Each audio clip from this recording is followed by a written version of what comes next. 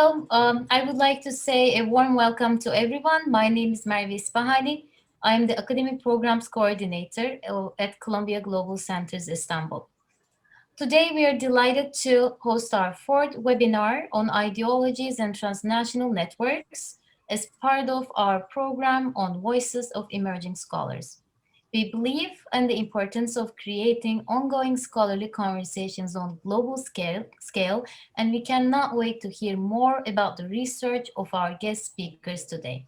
We will have a Q&A session after the presentations, so please feel free to post your questions on the Q&A box. Let me leave the word to Professor Zeynep Çelik to introduce you to our panelists and today's program. Thank you. Welcome to our fourth webinar, Ideologies and Transregional Networks, circa 1920. As always, I'm grateful to İpek Cemtaha, the director of the Columbia Center in Istanbul, to Merve Tezcanlı İsfahani, academic programs coordinator, and to Seden Gürlek, the program officer. I thank Andrew Hammond, Burak Sayım, and Orçun Okan for their very fine papers and for their collaboration in following our cumbersome preparation process. Finally, I would like to thank Professor Eugene Rogan for graciously accepting to be our discussant. Today's papers came together seamlessly. The eventful developments they cover happened within a very short period, within a few years that followed World War I. They took place in a region that extends from the former Arab provinces of the empire through Anatolia to the Soviet Union. Focusing on this geography, which is hardly ever considered as an entity, the speakers expose us to significant discussions on ideology, policymaking, nation formation, and international solidarity networks. Andrew Hammond reveals a dialogue between Islamist rationalists and Kemalists provoked by a British inquiry. Burak Sayım charts a map of the crisscrossings of communists from Iraq and Syria to Anatolia and the Soviet Union. Orçun Okan scrutinizes the impact of the Treaty of Lausanne on the post-Ottoman Middle East, deconstructing the common vision that it was consequential only for Turkey. The discussions are tied together by the Treaty of Lausanne, the foundation of the Turkish Republic, and a specter that was haunting the Middle East and causing much anxiety to Western powers, the Soviet Union. Ottoman modernity and its infrastructure, which we encountered in the earlier webinars, are present here again, with the post office, telegraph service, railroads, and ports in the background, working hard and enabling communication and travel. We can trace other continuing threads, this time even an individual we already met in our previous discussion. Once again, I would like to draw your attention to the wealth of the sources tapped by the presenters. Our list of archives is growing longer with the addition of several French state archives, the Russian State Archive of Socio-Political History, those of the Turkish Red Crescent, British and American National Archives, the newly opened archives of the Turkish Communist Party, as well as special collections in university libraries.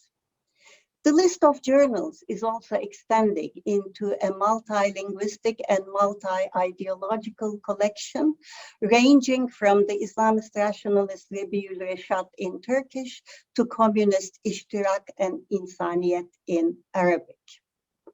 Let me now introduce our speakers and our discussant. Andrew Hammond obtained his doctorate from the University of Oxford in 2020 for his thesis, Interactions between Turkish and Egyptian Islamic Thinkers from 1908 to 1952, Modernity and the Disruption of Islamic Knowledge. The manuscript is currently at the peer review stage for publication. Dr. Hammond studied Arabic and early Islamic history at SOAS and modern Middle East studies and Turkish at Oxford. He worked previously as a journalist for Reuters in Egypt and Saudi Arabia. Over the past year, he has taught late Ottoman and modern Turkish history and Turkish political and cultural texts at Oxford. Burak Sayım is a PhD candidate at the International History Department of the Graduate Institute in Geneva. He completed his bachelor's degree at the University of Istanbul and his master's degree at the University of Sorbonne Nouvelle in Paris. He's currently working on his doctoral dissertation, provisionally titled Transnational Communist Networks in the Post-World War I Middle East, Anti-Colonialism, Internationalism, and Itinerant Militancy, 1919-1928. Orçuncan Okan received his PhD in history from Columbia University in 2020 with a dissertation titled Coping with Transitions, the Connected Construction of Turkey, Syria, Lebanon, and Iraq, 1918-1928. He is currently a postdoctoral research fellow in global history and governance at the University of Naples. Dr. Okan's research combines methods of diplomatic history with social history in order to analyze questions of nationality and citizenship, imperial collapse, and state succession in the aftermath of World War I. Our discussant, Eugene Rogan, is a professor of modern Middle East history at the University of Oxford and a fellow of St. Anthony's College, where he serves as director of the Middle East Center. He was elected a fellow of the British Academy in 2017. He received his BA in economics from Columbia and his MA and PhD from Harvard in history and Middle Eastern studies. His work focuses on the Arab world from the late Ottoman era to modern times. He is the author of Frontiers of State in the Late Ottoman Empire, Transjordan 1851-1920, published in 1999. The Arabs, a History, published in 2009 and again in 2017, and most recently, The Fall of the Ottomans, The Great War in the Middle East, 1914-1920, published in 2015. His books have been translated into 18 languages. Now I'm passing the word on to Andrew. Hello. This paper is titled The Anglican Church Affair, the Brief Rise and Fall of the Ottoman Islamists at the Inception of the Turkish Republic. On 21st December 1918, several weeks after the Ottoman defeat in the First World War, a letter from a civil servant of the British government's Charity Commission arrived at the office of the Grand Mufti in Istanbul with a special request. An authoritative book of 30,000 words explaining Islam to the West, be authored by a prominent personage and placed in a special collection of the Anglican Church Library. This book should address 4 questions. What is the religion of the Prophet? What is this religion's contribution to thought and life? What is its solution to the various troubles of our times? And what does it have to say about the political and spiritual forces currently transforming the world for good or for bad? No copy of the original letter in English has been found in the Muftuluk archives in Istanbul, in Church of England archives, or among the private papers of the man who sent the letter, an English public intellectual by the name of Arthur Bootwood, whose identity it has only now been possible to establish. Previously, we only knew of Bootwood's name through 2 Ottoman translations of his letter, published separately in 1919 and 1923 by 2 members of the Darul Hikmet al-Islamiyye, the, at the time, recently established Islamic Research Academy of senior ulama and devout Muslim intellectuals, that the Grand Mufti Haidarizade Ibrahim had charged with providing a reply. Butwood's book request was taken seriously by the Ottoman religious establishment, the Ilmiye, for two reasons. It was misunderstood to have come from the head of the Anglican Church himself, and it happened to coincide with the onset of the British occupation of Istanbul. After long deliberations over who should author the response, the Mufti chose Izmirli Ismail Hakkı, who was working at the time on a study aiming to harmonize Islamic theology with recent Western philosophical trends. From Butwood's private papers, which are held at Corpus Christi College in Cambridge, we now know that sometime in 1920, Butwood received what appears to have been the first section of Hakkı's planned book, and that Butwood had plans, never realized, for British Muslim leader Said Amir Ali to write the preface to various editions in English, Persian, Urdu, and Arabic. However, not all members of the Islamic Research Academy were happy with the idea of responding to this British request. Said Nursi, the religious scholar who was to become a seminal figure of Turkish Republican Islam, immediately understood it as an effort by the occupying victor in the First World War to co-opt the Ottoman Muslim authorities. Nursi later stated on two occasions in his Risale-i-Nur compendium that he had refused any involvement in the project from the outset. However, he did provide a retort of sorts in his pamphlet Rumuz, Signs, published in 1920, which included a section titled Bir Papaza Cevap, Response to a Priest.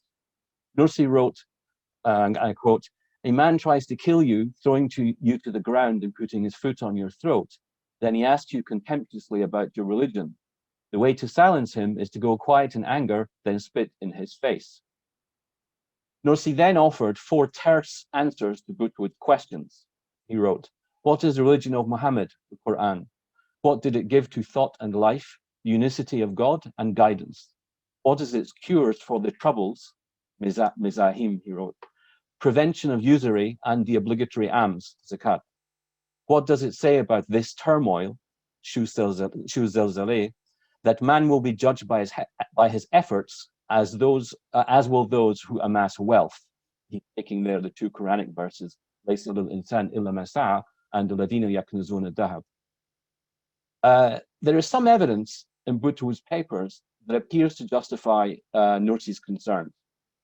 Another Academy member, Eshraf Efendizade Şevketi, wrote to Butwood independently requesting clarification of the intent behind his questions. In his book, Sa'i ve Sarmayi Mujadalatan and Dinan Surati Halli, Religion's Solution to the Conflict Between Labor and Capital, Şevketi translates the answer he received in April 1921, a part of which is also preserved in the Butwood archive. Butwood is clearly concerned about how the Ottoman government would react to communism in the wake of the Russian Revolution. He discusses rising working class consciousness in the West, as a result of which, quote, "Lenin has friends in every land," which appears in the Ottoman translation as Lenin in her memleketi dostları var. In other correspondence with acquaintances in Britain, written in January and May 1921, Butwood said he hoped the book he had requested on Islam would help change the views of British Prime Minister Lloyd George, who was strongly pro-Greek in the divided British government during the Greco-Turkish War of 1919 to 1922. Butwood wanted him to realize that the Caliph was not a pope with authority in matters of faith. Thus, Turkey's retention of the Caliphate, as well as the vilayets of Smyrna and Eastern Thrace, need not be considered problematic. Butwood often expressed the fear to his interlocutors, who included British and Indian Muslim leaders and Ottoman Turkish diplomats, that British government policy was putting the integrity of its empire at risk through stoking resentment amongst Muslims. As the author of numerous books on questions of religion, education, and national renewal under the pen name Hakluyt Egerton, Butwood also worried that both Western writing on Islam and Muslim writing influenced by Western thinking had distorted the truth about Muslim faith. This truth he hoped to show was that Islam retained the spirituality he felt Europe was losing due to post-Enlightenment materialist and positivist thought. In his letter of December 1918, the original letter to the Grand Mufti, he said he wanted to hear the East speak for itself, Ende Sesile, rather than through those whose minds are, quote, filled with the most modern culture, which comes out in the Turkish as en asri bir harçla zihinleri doldurulmuş kimseler. And yet, commenting on the arrival of Hakkı's first installment in a letter to Britain's Chief Charity Commissioner, Butchwood noticed with amusement that it was addressed to the Archbishop of Canterbury, while deriding it as, quote, a piece of Islamic propaganda. Propaganda that he could not yet have digested since it was in Turkish. Butchwood made no mention in his letters of his working for the British government, stating simply he had been assigned to the Anglican Library project, by whom he doesn't say. At the time, there was no shortage of English language materials explaining Islam, though perhaps was too apologetic in nature in Butchwood's view. Whatever his motives, Butchwood's interest seems to have flagged as political realities shifted. The Anglican Church affair was now to acquire new life on the Turkish side just at the point when Ankara's nationalist forces were poised to make their final victory against the Greek occupation, wrest control of Istanbul from the rival government of the Sultan, and enter the Lausanne peace talks with Britain, France, and Italy in 1922. Mustafa Kemal's government appears to have seized on the idea of publishing a grand description of Islam in the form of a new response to the Anglican Church as a prestigious state project that would bolster Mustafa Kemal as national unifier of political factions, including Islamic opinion in the country, and raise Ankara's status internationally as the leading state amongst Muslim nations.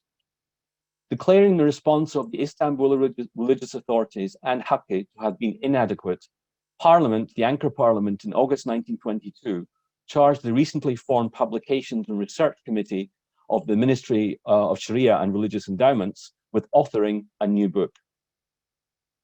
However, rather than choose someone from within the Ottoman religious establishment to write it, Mustafa Kemal's Prime Minister, Hüseyin Rauf Orbay, turned to Egyptian religious scholar Abdulaziz Jawish, a familiar figure who the wartime CUP government had sent to Germany to work on propaganda operations. Jawish was brought from Munich to not only write the book, but head the publications committee itself.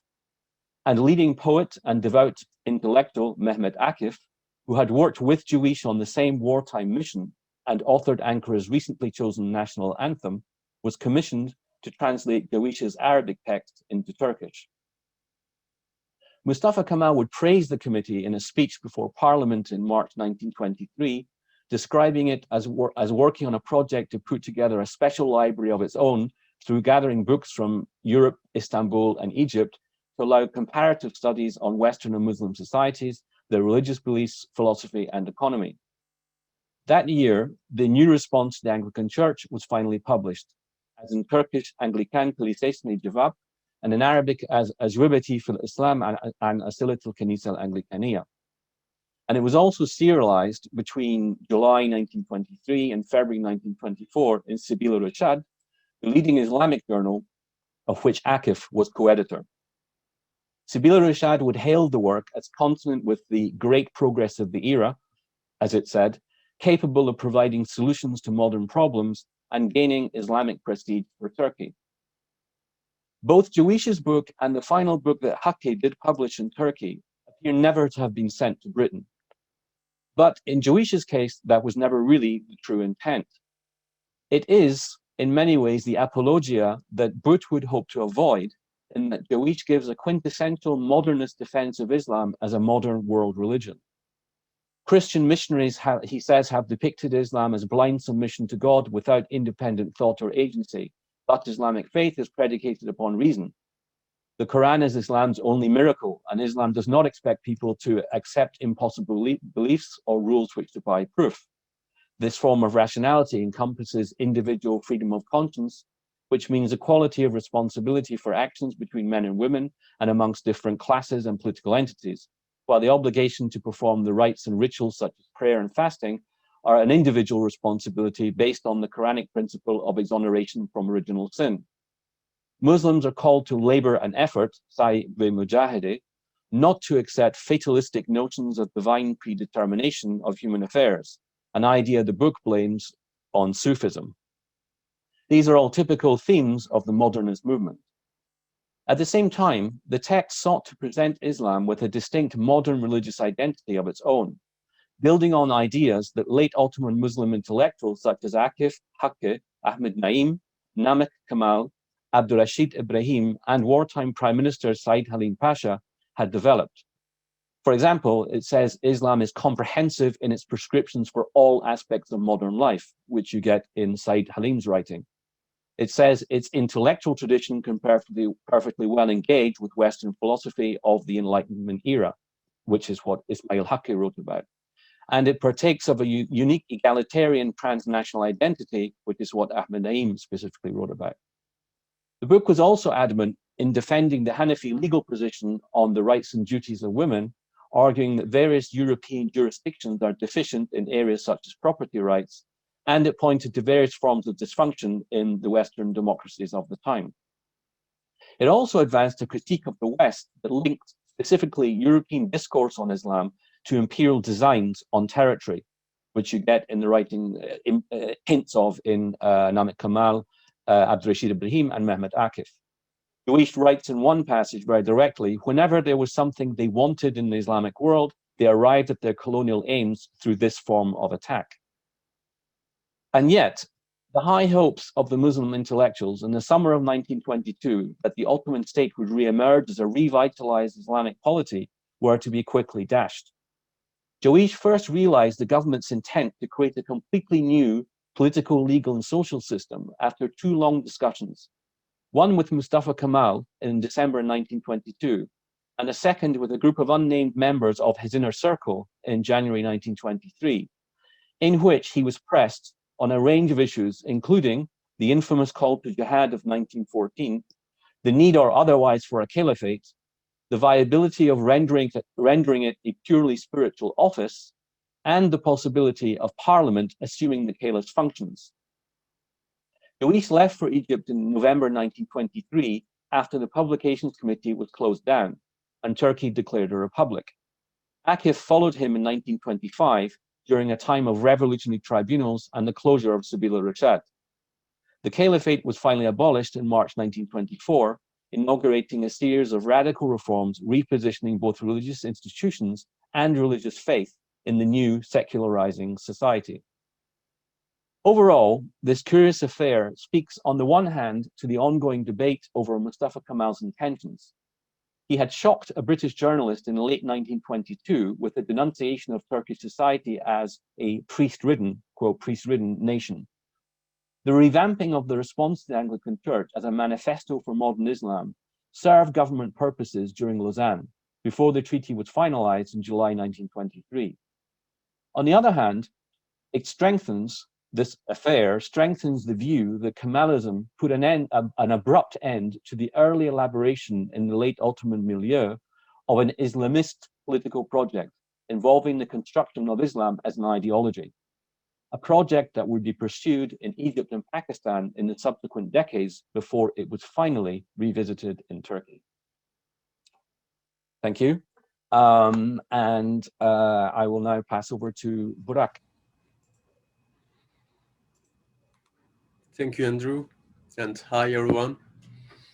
The title of my paper is Beyond Borders, an Entangled History of Communism in the Post-Ottoman Middle East. In 1922, Soviet citizen Mikhail Borisovich Golman penned one last report from Ankara. In the very last part, he elaborated on how the Communist International could smuggle material and people from Anatolia to Syria and Iraq. After concluding that passing the frontier by carts proved easier than the seaborne journey, he noted, and I quote, "The night comes and all Turkey is fast asleep, including the policemen and the border control. From 11 p.m. to 4 a.m., the power in Anatolia belongs to the Communist Party of Turkey and the occasional poor passers-by." End quote. Goldman's attention to the practicalities of crossing the newly formed borders separating Turkey from its southern neighbors was no coincidence. Goldman, a revolutionary militant since the early 1910s and a Bolshevik since 1917, was seasoned in the intricacies of communist underground activity. He was coming to the end of his mission as the special Comintern envoy for the Ankara-based People's Communist Party of Turkey, or TİV, and he had spent the better part of the year composing a political apparatus capable of forging ties with Bilad-ul-Sham and Iraq. And it was a muscular engagement. Under his leadership, at one point, 6 out of the 13 Central Committee members of TİV were charged with missions concerning Iraq and Syria. As a part of this all-out commitment to reach Syria, Mehmet Hasip, a candidate member of the TİV Central Committee, took a trip to Damascus in early 1922. The choice of Mehmet Hasip, who, by the way, went by the nom de guerre Şuayb within the party, for this exploratory mission demonstrates the resilience of the radical ties forged in the late Ottoman era and their importance for ensuing communist militancy. As a newly minted communist, Şuayb was not well versed in the Marxist theory. He had read some Proudhon, even less Marx, as he stated, but he was well connected.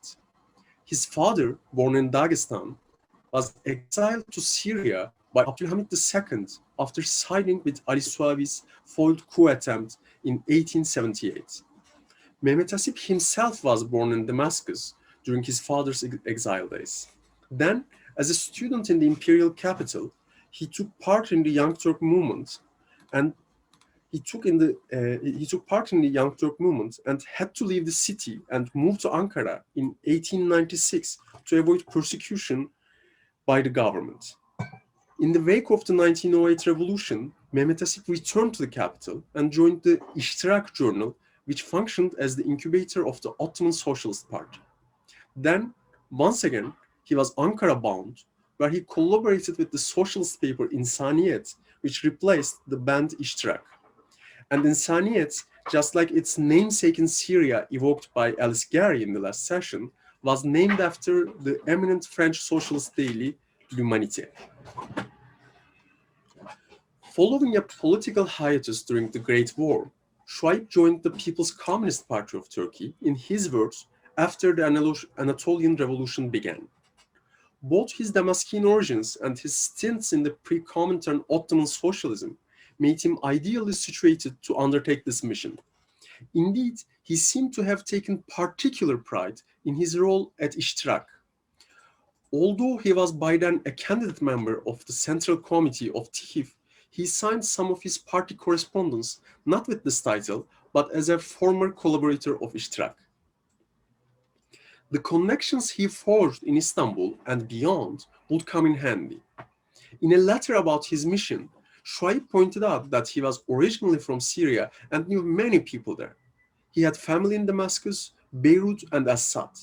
Not just family, old comrades of sorts too. Dr. Gilfar Naci, who's an engineer in the Syrian railways, lawyer Hijaz, İzzetzadeh, dentist Supi, and so on, he said. Some of them were Arab nationalists, as he explained, and others were his old İştirak colleagues. They now lived in different nation-states in the making, but the radical ties forged in the imperial capital died hard. Şuayb left Ankara on March 13, 1922, and arrived in Damascus via Adana. His tasks were bold, if not overambitious. It included, among many others, and I quote, to help out the liberation struggles in Egypt, Mesopotamia, Hijaz, and particularly in Palestine against the English, conduct communist propaganda within the longshoremen, railway and tram workers, as well as students and low-rank civil servants, end quote. Notwithstanding, or rather precisely due to the initial expectations, Şuayb's mission stood very little chance of living up to the hype. Indeed, just a few months after his appointment, the French occupiers in Syria got wind of his mission. His identity was exposed, leading the party to replace him with another militant named Bekir. Nonetheless, his networks did pay off, and his mission must have had some success, as in August 1922, 3 Syrian communists, a merchant from Aleppo, a journalist, and a mechanic, reached Mersin with a letter from Şuayb. To be clear, Şuayb's mission fell short of expectations. But it was not the only card that the communists had in their sleeve to forge ties across the post-Ottoman Middle East. Their efforts were oriented in two directions. The first was Iraq, and more particularly, the city of Mosul. The city, along with Damascus, was supposed to be represented at a communist-led Congress of Turkish trade unions, indicating the extent to which the post-Ottoman Middle East was entangled with Anatolia in the Comintern strategy of the early 1920s. A Mardin-based center was established, or at least designed, to facilitate communications with Mosul. And around that time, the internal correspondence of Anatolian communists mentioned Iraqi candidate members to the Communist Party of Turkey. Goldman and the Comintern had high hopes for Çukurova and particularly for Mersin more than anywhere else. The town had several assets, making it stand out as a fertile ground for communist network building. While still under the control of Turkish forces, it was conveniently situated not far away from Aleppo, which was at the epicenter of the Hanan revolt against the French occupation until 1921. It also had a modern port from the late 19th century and provided easy access to nearby harbors such as Beirut, which was the new gravitation point of Bled Sham. And the Cominternians had every intention to capitalize on these maritime connections. The reports they sent to Moscow indicated plans to buy a vessel to establish regular communication between Mersin and Syrian ports. Just as important, Mersin was still home to a sizable Arab population, and its ties with the former Arabic vilayets of the empire endured. This phenomenon was only too visible within the TİHİV organization itself. At the 1922 Congress of the party, 3 of the 4 delegates from Çukurova town spoke Arabic, and 2 of them listed Syria as the foreign country that they were familiar with. And for comparison, it's worth underlining that only 1 delegate out of the remaining 14 spoke Arabic, and none had any familiarity with Syria. Last but not least, Mersin was a working-class town where the communists carried some clout. Salih Hacıoğlu, who, by the way, will be a future victim of the Stalinist purge and the protagonist of an acerbic poem directed against Stalinism by Nazım Hikmet, was charged with laying the groundwork for a Mersin center which would connect Anatolian communists with Syria. His superiors praised his efficiency at this task, and this success propelled him to the top position in the party at the 1922 Congress. In fact, the intention was to form a fully functioning apparatus in the town. An Arabic language paper was to be published under the title of Kuvayi Milliye, in an uncanny reference to the national liberation fight going on in Anatolia. Moreover, Goldman urged the Comintern to quickly dispatch 3 to 5 French and British communists to Mersin to take the lead of defeatist propaganda towards the French and British troops occupying Bilad Sham. He reckoned that this Mersin center could fulfill a similar function as the International Propaganda Center did in Odessa between 1918 and 1919, which supported the French Black Sea Navy mutiny against a military intervention targeting the Soviet power.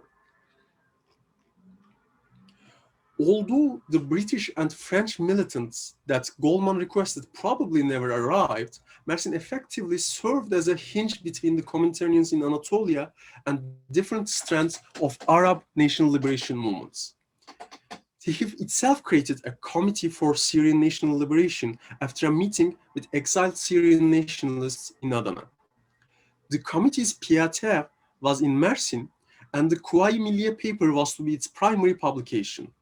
Moreover, in the neighboring Tarsus, the communists had discussions with the Libyan Sheikh Sunusi, who was a close ally of Mustafa Kemal, with their contacts dating back to the 1911 Turco-Italian War. In these discussions, the Comintern promised to support Sunusi in his struggle against the British. Sunusi, in his turn, responded by saying how much he appreciated the Bolsheviks as opposed to the other European powers. And less than a week later, the Comintern Center in Moscow received a glowing report on Sunusi from Mersin, commending his anti-colonial credentials. And even though the exact content of his activity in the town is not clear, Şekip Arslan, one of the most prominent standard bearers of Syrian nationalism during the interwar years, also spent intermittent periods in Mersin between 1923 and 1925. That is to say, after his initial visit to Moscow in 1921 and immediately before starting discussions with the Palestinian and French Communist parties in Geneva. Consequently, Arslan took part in the founding congress of the Interlinked League Against Imperialism in Brussels as the Syrian representative. These accounts do tell us several things about radical post-Ottoman connections across the borders of Turkey, Syria, and Iraq. As Sirus Shaikh argued, the decade following the Great War unfolded as a long Ottoman twilight in the region. New national borders rose, but the extant social ties and radical political connections showed remarkable resilience. Intra-imperial radical ties established in the last decades of Ottoman Empire did not vanish, and at least some of them persisted under a new transnational form. The post-Ottoman Middle East became a site of entangled communist militancy. Overlapping layers of interconnectedness made the post-Ottoman Middle East a particularly eloquent example of an entangled communist habitus. Militants showed remarkable fluidity in operating across national borders. And the Anatolia-Syria axis was but one example of the entangled world of post-Ottoman communist militancy. For instance, in 1924, the Comintern opted for Thessaloniki as its planned Near Eastern center. It will supply the Near Eastern seaports with communist publications in Turkish and Arabic through comrade sailors. The seaports to be served were almost exclusively former Ottoman cities and included Istanbul, Izmir, Iskenderun, Beirut, Haifa, Jaffa, and Alexandria. Just like Mersin, Thessaloniki, by the way, arguably the birthplace of Ottoman socialism, stood out for the Communist International as a place that would rely on post-Ottoman connections. The paper trail concerning the center goes cold in the Comintern archives after the initial draft. However, as late as 1928, Italian sources indicate mounting concerns about the Thessaloniki Communist Center supplying communists in Alexandria with propaganda material. Finally, I would like to conclude this fragment of history on another axis, this time between Syria and Palestine.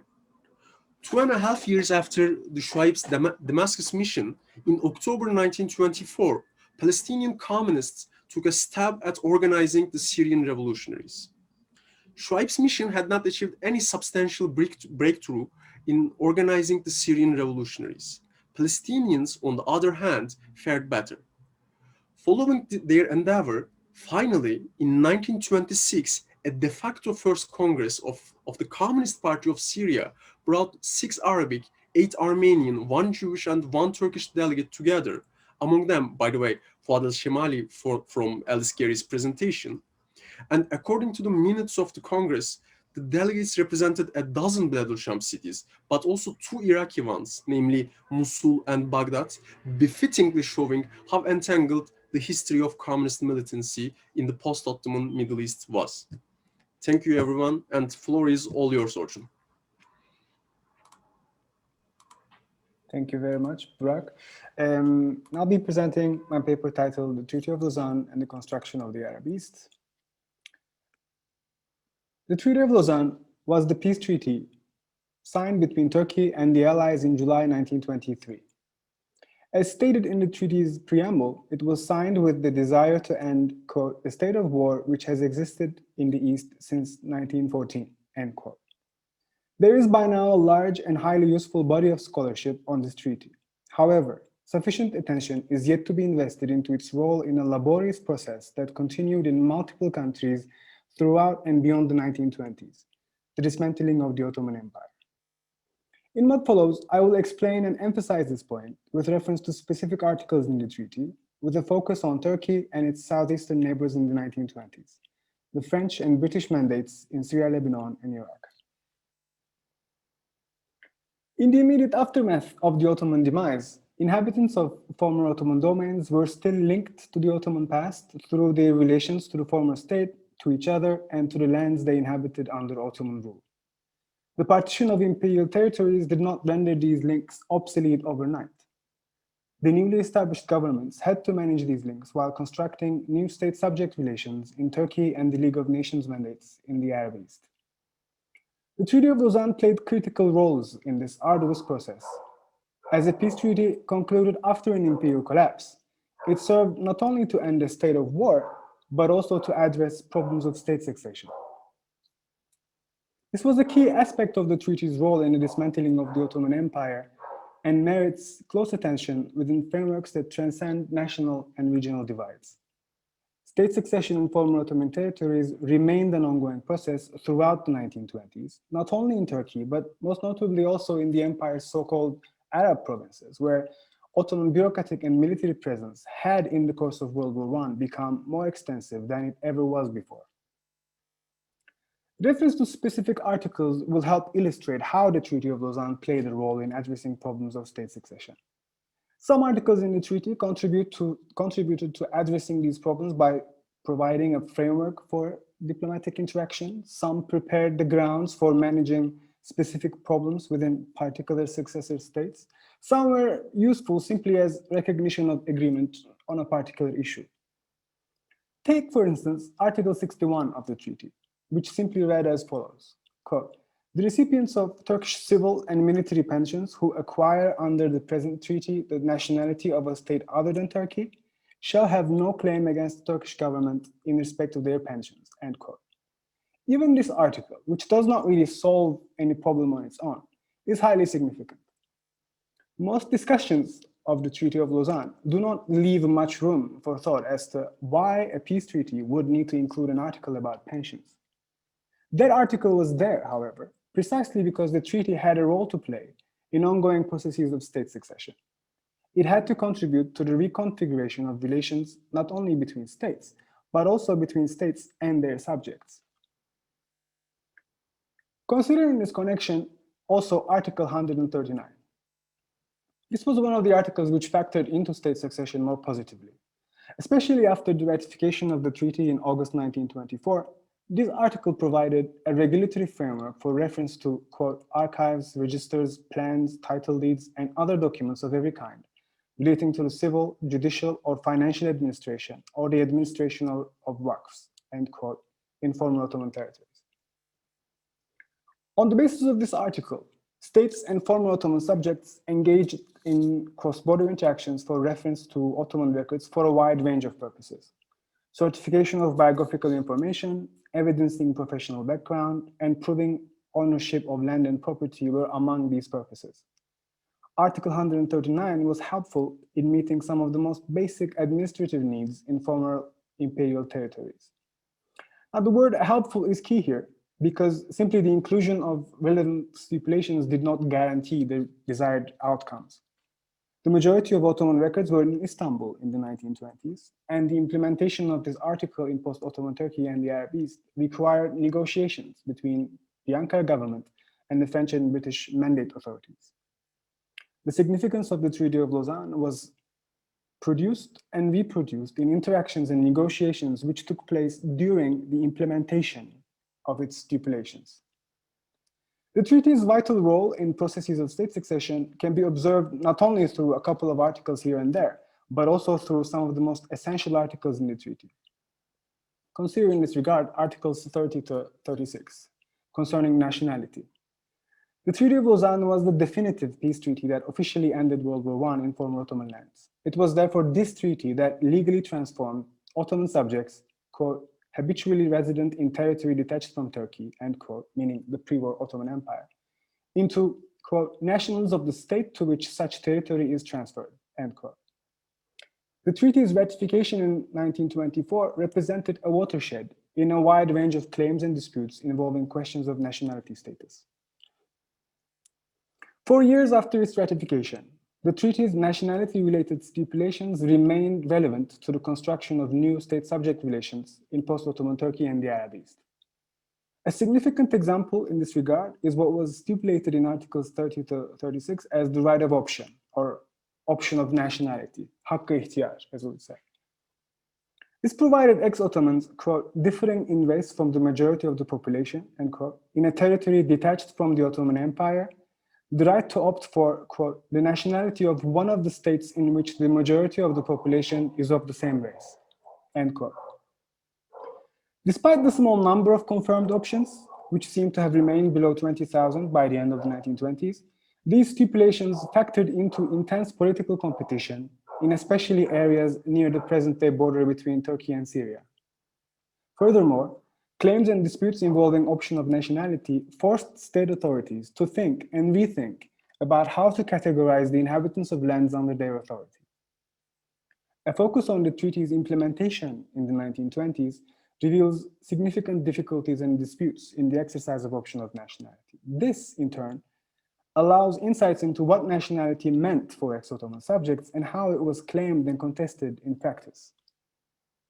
At this point, it will be useful to zoom out from specific articles in order to elaborate on the wider stakes of emphasizing the treaty's role in processes of state succession. This emphasis invites sustained engagement with questions of nationality rather than nationalism. It facilitates analyzing the construction of new state-subject relations at the intersections of administrative, legal, and diplomatic interaction. Essential to these analyses is the interpretation of sources such as petitions, together with internal and diplomatic correspondence of multiple states. Prioritizing these questions and sources facilitates attention to the agency of a diverse body of social actors. In much of the relevant literature, the focus is solely on prominent politicians, military leaders, and intellectuals, in part as a result of reliance mainly on sources such as memoirs, the press, and minutes of debates in conferences and parliaments. Furthermore, tracing the implementation of stipulations pertaining to state succession can foster new agendas of transnational and transregional research. The dismantling of the Ottoman Empire left traces in sources that are now housed in a multiplicity of cities around the world, due in no small part to the involvement of multiple empires in the process. These cities include, but are not limited to, Istanbul, Paris, London, Ankara, Beirut, Nantes, and New Delhi. Cross-fertilizing multiple types of sources in different collections around the world can be of great value in critically engaging with historical trajectories and spheres of relevance that are often assumed to be separate. This is essential for moving beyond what we may call compartmentalization of historical significance. Key instances of wartime and post-war diplomacy in the Middle East seem to have acquired their separate spheres of relevance. Just as, for example, the Hussein-McMahon correspondence or Balfour Declaration feature rarely in studies and popular notions about Turkey's Ottoman past, scarce attention is paid to the Treaty of Lausanne in narratives on the making of the post-Ottoman Arab East. Despite important revisions in recent years, national frames continue to compartmentalize histories of this period. In addition, there is a degree of thematic compartmentalization of significance in studies focusing on selected aspects of the Treaty of Lausanne and the conferences that led to it. This type of compartmentalization does not necessarily prevent scholars from fruitfully transcending national and regional divides in order to examine a wide range of historical events and processes. Examples would include studies on large-scale demographic change, such as the population exchange between Turkey and Greece, territorial disputes, such as the Mosul dispute, or intercommunal relations, such as those involving minorities, among many others. Examples can be multiplied. However, an emphasis on the treaty's role in intertwined processes of state succession represents a more holistic approach to the fundamental and pervasive nature of the treaty's significance across former Ottoman territories in the 1920s. This wider perspective can be useful in developing constructive criticism of reductionist binaries in some portrayals of the Treaty of Lausanne. Especially in contemporary Turkey, popular debates on the treaty often resemble a clash of two main positions, one arguing the treaty to be a complete victory against imperialist powers, the other arguing it to be a disastrous defeat that surrendered on the table the rights defended by the nation on the battlefield. This victory versus defeat binary has been criticized on multiple occasions by now. Yet the criticism often takes the form of a thinly qualified neither this nor that approach. There is still the need for positive suggestions as to what then can be fruitful explanatory approaches to making historical sense of the Treaty of Lausanne. This discussion has highlighted the use of approaching the treaty in terms of its role in the dismantling of the Ottoman Empire, with a focus on its role in managing state succession. Among the reasons why this is a useful approach is the attention it draws to processes that continued throughout the 1920s. This represents a refreshing contrast with fixation on what larger political meaning the treaty symbolized at the time of its signing in July 1923. Due attention to the treaty's role in long and multifaceted transitions will facilitate nuanced interpretation of how the treaty was assessed by esteemed political leaders who paved the path for its signing. Mustafa Kemal Atatürk, İsmet İnönü, and Rauf Orbay, among others, evaluated the treaty not necessarily in terms of a binary of victory or defeat, but more as a stage that had to be secured in struggles they considered likely to continue in the years to come. Last but not least, approaching the Treaty of Lausanne in the wider context of the dismantling of the Ottoman Empire can help us see beyond just struggles between opponents who had conflicting interests on every question. The treaty played a stabilizing role in relations between Turkey and the mandatory powers in Syria, Lebanon, and Iraq, i.e. France and Britain. The state authorities in these neighboring countries shared the agenda of dismantling the Ottoman Empire as rapidly and efficiently as possible. This may not sound so enchanting if we are content with studying history solely through binaries of imperial ambitions versus national resistance. But the need to manage links to the Ottoman past in the 1920s generated negotiation and cooperation, as well as competition and contestation across the new borders. Contextualizing the Treaty of Lausanne in terms of its role in steering state succession can facilitate attention to what needed to be done with others rather than solely against them.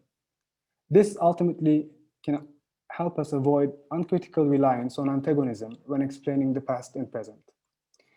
With these, I conclude my words. Thank you. Thank you very much, Orçun. So at this point, I would like to leave the word to Professor Eugene Rogan to open up the discussion. Merve, thank you very much. And it's such a pleasure to be taking part in today's panels. I'd like to extend my thanks to Burak, to Andrew, and to Orçun for sharing their research with me, because it is innovative and it's exciting, and they're each going in important new directions around a critical crossroad period in modern Middle Eastern history that brings together the ideologies and cross-national networks that lie at the heart of the topic for today's panel. And I found the three papers cohered as a result very naturally around some key themes, which I'd like to explore in the course of my comments following these three great presentations. And I guess the first observation, to state the obvious, is that after 6 centuries, the Ottoman Empire did not fall quietly. The echoes reverberated around the successive states of the Middle East and Turkey itself for years following the end of the First World War. And what emerges at the state level as a brutal rupture, there is no doubt that the partition of the Ottoman Empire into at least 7 new states, 5 of them under European mandate rule, proved a tremendous rupture at the state level. But at the societal level, the continuities are in many ways more striking and more significant across Turkey and the successor states. Elites, education, administrative practices, religious institutions, they all showed strong Ottoman influences for years after the First World War, fading only slowly under the dual challenges of the local nationalisms that emerged in the successive states of Syria or Iraq or Palestine, as well as the broader pan-Arab nationalism that challenged nationalism within narrower nation-state boundaries. And I think this question of an Ottoman twilight extending long into the 1920s has been brought to light by recent scholarship by people like Michael Provence and Cyrus Shaikh in ways that are really relevant to the discussion that we're having today. These essays and the panel each capture an aspect of this moment of transition. Andrew Hammond picks up on a British request for an authoritative account of Islam for the post-First World War world. And it's worth bearing in mind that at the time the request first comes through in 1918, it was still an Ottoman context. And in that sense, the Sultan was still the Caliph, And in that sense, Istanbul still could present itself as the capital of the Sunni Muslim world. But Islam had already emerged in the Ottoman context as a transnational community. And Hammond's paper reveals a network of scholars whose connections were established in the Ottoman Empire's Islamic intellectual and administrative institutions.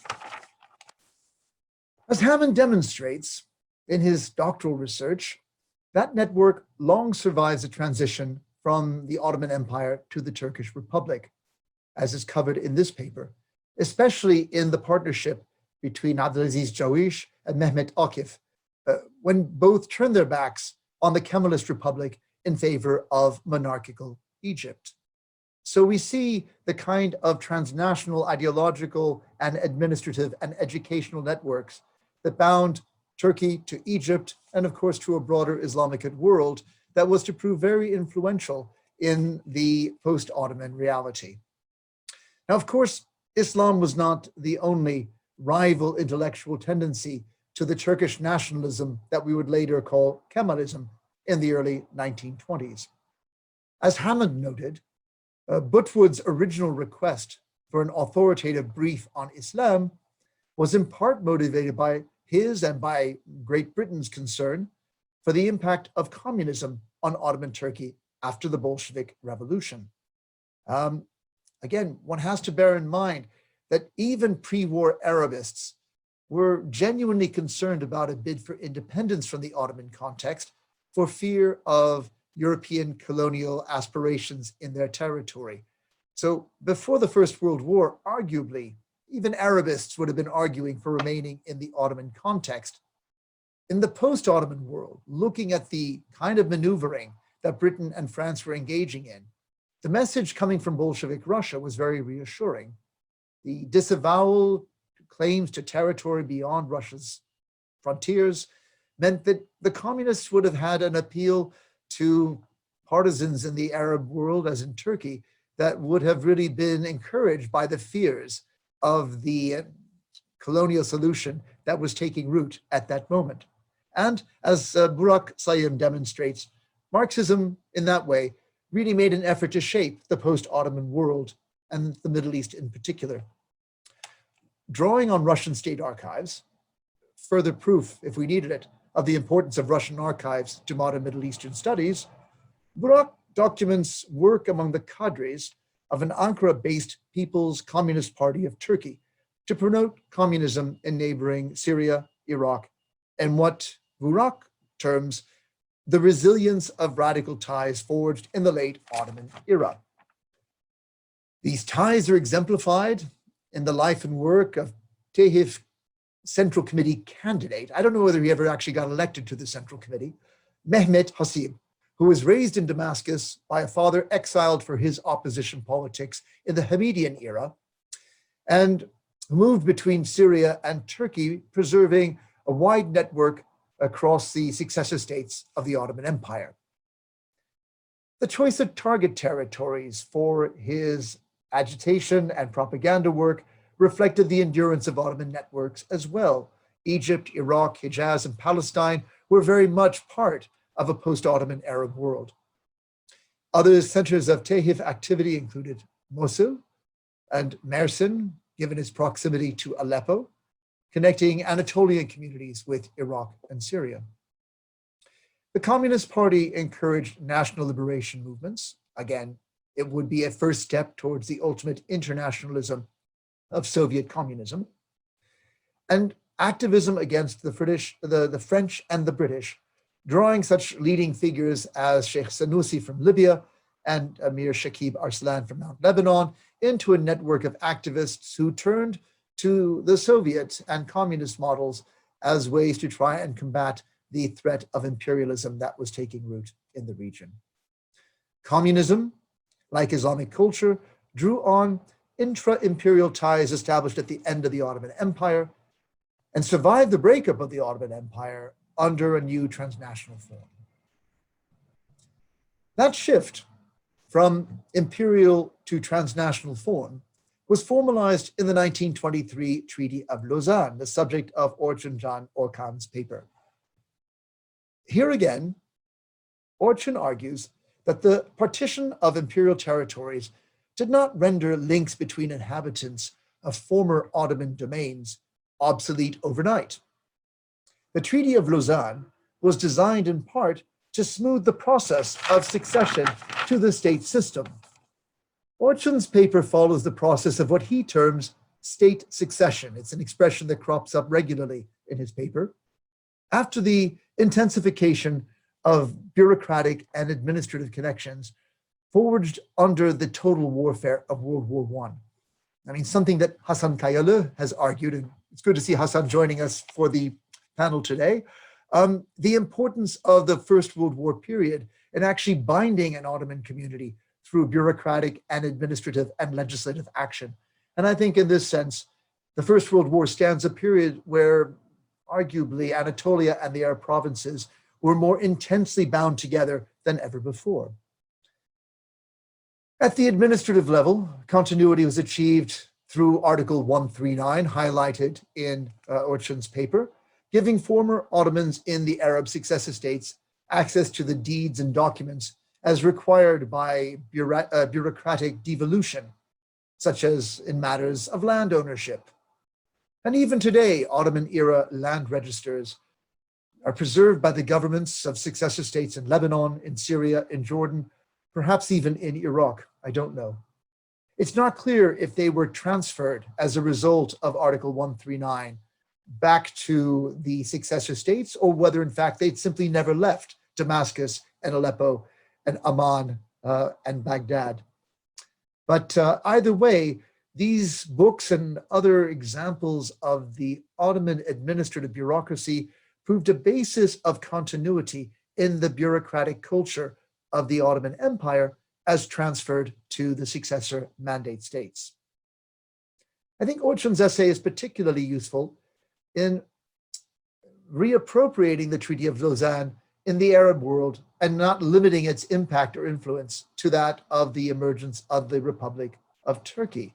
So the broader relevance of the treaty to Iraq and Syria is something he highlights, and I think means that those of us who work on the Arab territories should probably go back and reread the treaty to think about the relevance it had for resolving outstanding issues in this transformation from Ottoman to states, or state succession, again, using Orçun's expression. So the Treaty of Lausanne, thus, is a key document in the long Ottoman twilight in the region as a whole. Now, I can see that we have 2 questions already on the question bar, and I'd like to take this opportunity on behalf of Zeynep Çelik to encourage all of you in our audience, amazing knowledge and expertise that you collectively represent, to take a moment to add a question to the bar. But to get the Q&A session going, I'd like to pose one question to each of our panelists. Andrew, given Butwood's request for an authoritative guide on Islam had stalled in your analysis, could you explain why the secular Mustafa Kemal should have revived the idea of drafting such a brief text in 1922? And does that in some way suggest that Mustafa Kemal envisioned a different role for Islam in the Turkish Republic in 1922 than he would impose by, say, the 1924 abolition of the Caliphate? Burak, in Andrew's paper, Butwood quoted saying, "Lenin has friends in every land." And I'd like to know, in your research in the Russian archives, what light do the Russian documentary sources shed on this for Turkey and the Arab lands in the early 1920s? Really, to what extent were people in the Arab world and in Turkey drawn to the Leninist vision that was being realized in Soviet Russia? And Orçun, while Lausanne is essential for this transition from imperial to the state system or state succession, one area of uncertainty that is fundamental to the principle of stateness is, of course, that of boundaries. And one can say that that remains one element of the Treaty of Lausanne that was unfinished work, certainly looking at Hatay in terms of treaty relations with Syria. And of course, the Mosul question remained unresolved by 1923. So how were the frontier issues dealt with in that element of state succession in the Treaty of Lausanne. If I could ask Andrew, Burak, and then Orçun in that order to give us brief answers, hopefully we'll have more questions for you in the Q&A bar. Zeynep Hanım, I hand the floor back to you, and thank you all. Yeah, thank you. Well, absolutely, this is the key question that there has been much debate about Mustafa Kemal's intentions. I think from the material that from Jawish's the archive material of Jawish and his memoirs, and the way this played out with this book project, I think it really strengthens the idea that he was playing with Islamic opinion because there was specifically a problem on the domestic front that he had to deal with. And I think it's things were changing so much on the ground at that time that it's even from 1922 to 1923. I think Şükrü Haniolu's made the point that in 1921 there was a certain high point of rhetoric from Mustafa Kemal that was rather socialist in flavor. And in 1922 it shifted to an Islamic flavor, the language that was being used, and that faded out in 1923. Now Jawish is brought to Istanbul in late 1922. By the summer, things have soured. And he knew around October, September of 1923 that he was leaving. And as it appears in his memoirs, he sensed from the very beginning that there was another intent entirely. Now, why would there be such a desire to have to play to Islamic opinion? I think it goes back to the fact that there had actually been, and it's easy to forget, two rival governments for 3 years, from 1920 to 1922. These were absolutely two rival authorities. And many people left Istanbul and went to Ankara because they lost faith in what the Sultan's government was saying and doing, and they believed in what Mustafa Kemal's forces were doing. And I think the very practical problem was, where are the loyalties and allegiances of the Anatolian peasantry? And they thought, even if they were fighting for Mustafa Kemal's forces in 1920, 1921, 1922, they thought they were fighting for the Sultan in some ways. They thought they were fighting for Islamic causes, and which doesn't show through much in the intellectual debate that follows in the early Turkish Republic, but it does come up in very interesting ways, say in literature, where you have that novel Yaban by Yakup Kadri Kara Osmanoğlu, where he very clearly shows that the peasantry did not, they had a rather negative view in many ways of the national forces, and they had a very positive view of the Sultan. So I think when it gets to 1922, you have this point where Ankara is assuming control in Istanbul, it's entering into Lausanne, it has won the war against the Greeks. There's a desire to, there's a need to have to deal with Islamic opinion. And I think that this book project was a very opportune way of doing that. So I think that's what we do.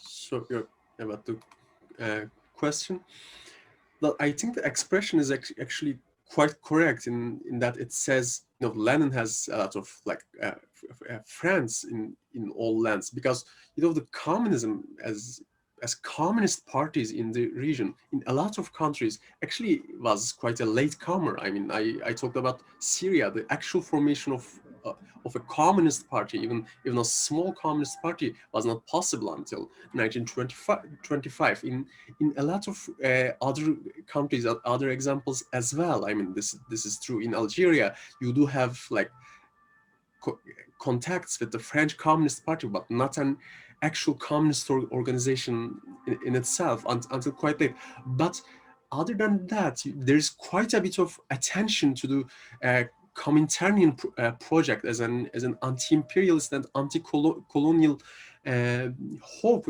in a way. I mean, I think it's quite significant as we're talking about, the Russian archives. The very first entry about the Syrian Communist Party in these archives is not related to anything communist, but it's a letter coming from an organization which is calling itself Les Jeunes Musulmans, the young Muslims, and contacts the Communist International and not a communist party to link their projects with them. So in that sense, I think you can talk about a lot of anti-colonial and nationalist movements coming towards an uneasy alliance with the global communist project. I mean, the examples are all over the Middle East. You have the Rif Rebellion in Morocco, and Abdul Karim has ties with, I mean, has a contact with the Communist International. In Algeria, you have Emir Khaled, which is practically working for the Communist International at one point.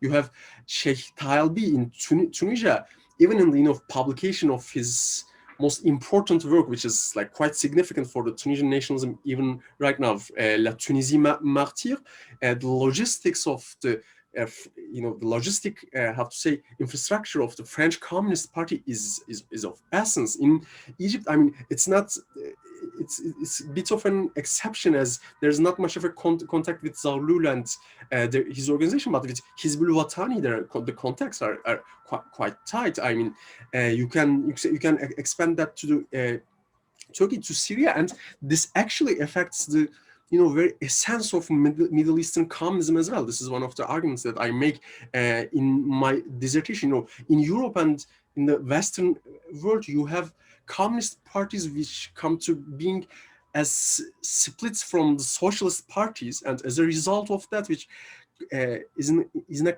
competition with other socialist and social democratic parties in a working class ground, trying to outdo their opponents on this class politics ground. In Middle East, often the militants of the communist parties, they did come from anti-colonial backgrounds, and as a result of that, they are in a way competing in a national play field. They are trying to outdo their opponents as a national anti-colonial political entities. So this actually changes the whole essence of Middle Eastern communism as well. I mean, if this is an answer. Yeah, and also thank you so much for your comments and questions. You're absolutely right in the sense that there was much that was still to be done after the signing of the Treaty of Lausanne, and even after the ratification of the Treaty of Lausanne, right? Mosul settled only in mid-26, but there was still much to be done. Hatay, only towards the end of the interwar period can we really talk about steps towards the statu quo that was established before World War II. I think this is a crucial point to keep in mind, precisely that need to contextualize the Treaty of Lausanne, not at that very moment of its signing, but in the broader context of the 1920s, so that we get make sense of it in broader temporal and spatial frameworks. Even beyond these questions about boundaries, I think you can observe the importance of this point, even in the context of the articles that I focused on. Article 139, for example, there were stipulations there, but still negotiations were necessary in order to reach understandings about how to actually do that work that would secure access for people who needed it. You mentioned the case of Iraq, for example. In 1926-27, officials from Iraq have in fact come to Istanbul to make copies of title deeds and so on, and took copies back, and apparently these were very useful. The British mentioned it in their reports to the League of Nations. But with the French mandate authorities, things worked differently. Rather than a large delivery of these documents on large scale at once, it appears that throughout the years, specific requests were made for specific records number of times. So yeah, different paths were followed in relation to different questions. And it wasn't as if a treaty signed in 1923 brought an immediate solution to everything. So it's definitely worth keeping in mind, this larger temporal framework, I think.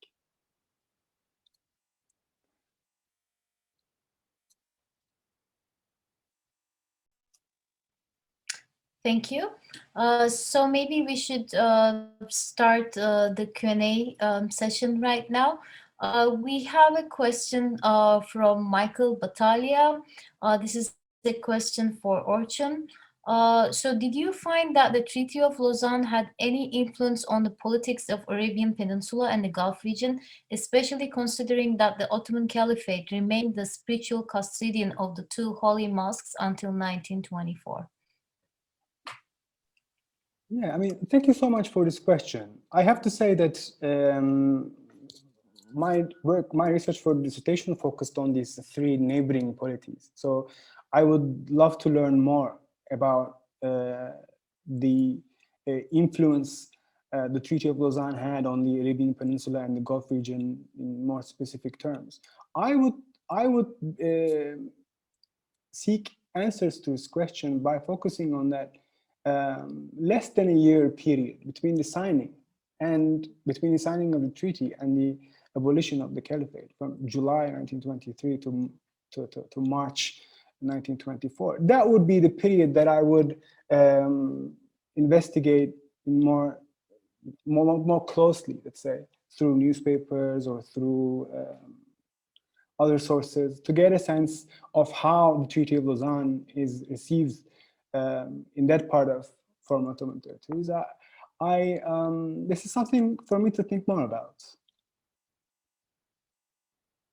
Thank you. Thank you. We have another question for you, Orçun, from James Ryan. He says that this was really interesting. So he appreciates what you said about not the framing of Lausanne as a victory or defeat and the political purposes that that framing serves. But I also wonder about the domestic political function that the treaty did serve, most explicitly in its revision to general amnesty to exempt the list of 150 yüzeylilikler. Is there a peril too in framing the treaty narrowly as a pragmatic, security-focused agreement, particularly given how much opposition was crushed in the preceding years in the name of security against external and internal threats to the regime? I think this is an important balance to strike here. Yeah, thank you. I think this is an important point. At times, the Treaty of Lausanne is contextualized only with attention to domestic dynamics within Turkey. At times, it is contextualized only through examination of maybe international relations, broader geopolitics. I'm trying to strike a balance in terms of how the treaty was instrumental in reconfiguring relations between states, as well as between states and their subjects. And the political aspect that James Ryan is pointing to is, I think, certainly valuable. The process leading to the ratification of the treaty in the assembly, and then obviously its aftermath. But before the ratification, the elections. All these are, I think, are highly valuable, interlinked episodes to think together. James, I think the question is right. There is a balance to be struck here. I hope I can strike a fine balance in this regard in my work. Oh, so just because you mentioned about how Lausanne, is also important to, regulates the relations between the state and the society. So maybe I can take from there, because I have a question about that too. Just because you mentioned about nationality and citizenship, in the late Ottoman period, it's citizenship itself is very instrumental for claim making, and it's incidental. It's an instrument for legal jockeying in resolving disputes about many different issues over property or inheritance. But then when you read the court records, there's often quite a sophisticated understanding of citizenship as a legal term. So I was wondering to what extent the Lausanne Treaty, if at any rate, came into the everyday vocabulary of people for claim making in the post-Ottoman Middle East. In terms of going to the courts. Was it sort of a platform for making claims over various issues? Yeah, I mean, thank you, Mary. I think one of the perhaps benefits or potential uses, let's say, of focusing on specific stipulations and disputes that relate to those stipulations, I think, is that they gave you at least opportunities to see how people raised certain claims pertaining to nationality in circumstances where there is something at stake, like land and property, or like retirement pension, or some kind of expectation in legal terms. I think these are particularly promising types of interactions that one would maybe investigate in order to get a sense of what nationality meant to former Ottoman subjects while that transition was taking place. In my opinion, thinking about material interest, thinking about security concerns of states, how those links about subjecthood is the word I very much used in the narratives that I try to construct. The more a historical inquiry focuses on what was at stake for the people who were making a claim about their nationality, I think the greater our chances of understanding the changing meanings of tabiyet at that particular moment of nationality and subjecthood, in my opinion. After that Thank you. Part. Yeah. Thank you, Orçun. And I think Could I follow up here? One issue that crops up when one talks about transnational ideologies, and in both Islam and in communism, we have two that have been very influential in 20th century Middle Eastern history, is the argument that Islam always found fertile ground because the language of Islam was built into culture and society. Communism always had this difficult boundary to cross in communicating the ideology of communism in ways that could be picked up on by common people, workers, peasants in the Arab world and in Turkey. And I wonder whether Andrew and Burak could reflect a little bit on the respective places of communism and in Islam in engendering a kind of political platform at this time of state transition.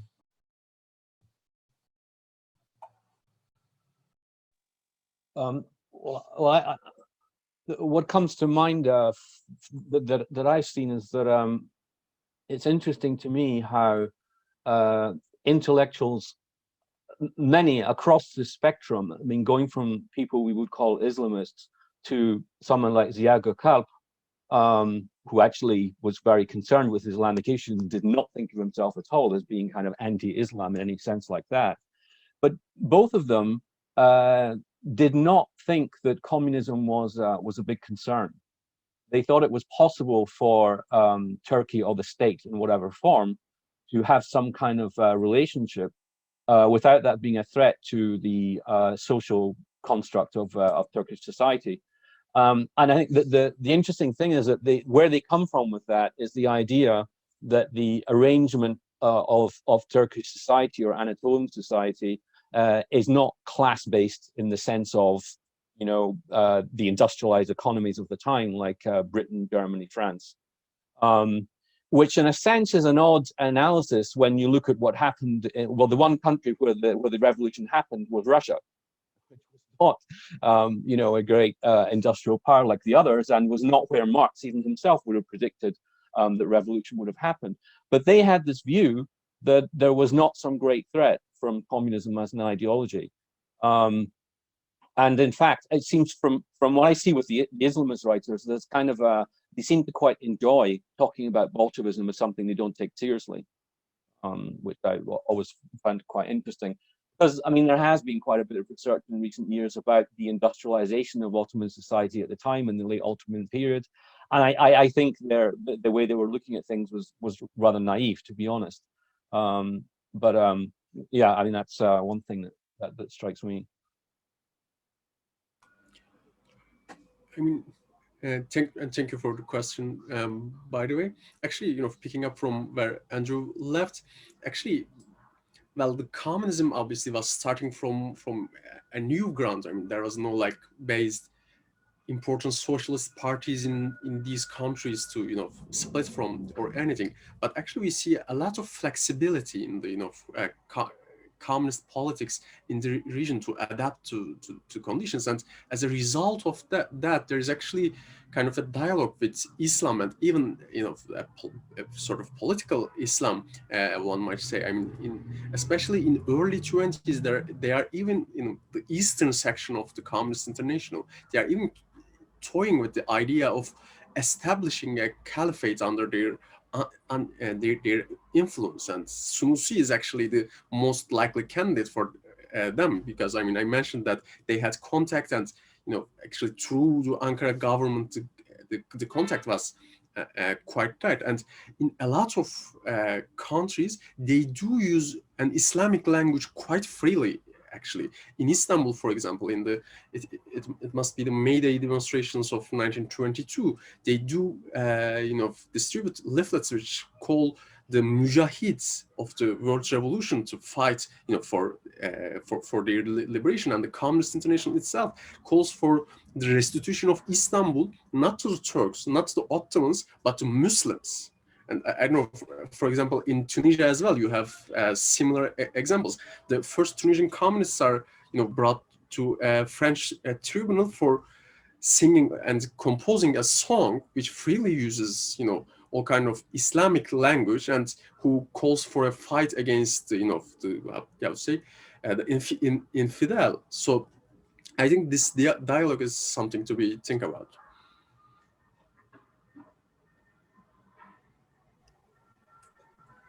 Thank you. I think we don't have any more questions, but maybe if you have other questions or comments to add. Otherwise, Zeynep Hocam, would you have any? Yeah, I will have some concluding remarks here. First of all, I really would like to thank you very much for your meticulous work. You opened up new areas and left us with a lot of food for thought. In fact, I would argue that what you offered to us is so new that the audience was a little bit concerned about asking you questions. We have to think about these issues. And it's interesting that people felt more familiar, more at ease with the Treaty of Lausanne, which is discussed for forever, whereas the other two areas, even those, communism, Turkish communism, has not been unstudied, but what you offered to us is very new. So forgive our audience for not asking you a lot of questions. It's not from a lack of interest, I believe, but for insecurity about the knowledge base. I may be wrong, but I don't think so.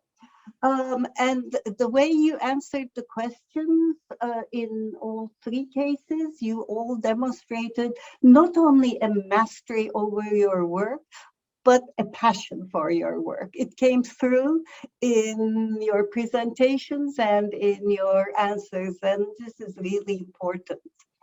Let me remind everybody that the recording of the session will be available to everybody on YouTube, and that the text will be published in the Journal of Ottoman and Turkish Studies Association in the spring edition, spring 21 edition. So they are stored, they will be stored in an archival manner. So thank you very much, everybody, for taking part in this, and for again and again for your wonderful work, and Professor Rogan for his most intriguing comments and questions. Thank you. Thank you.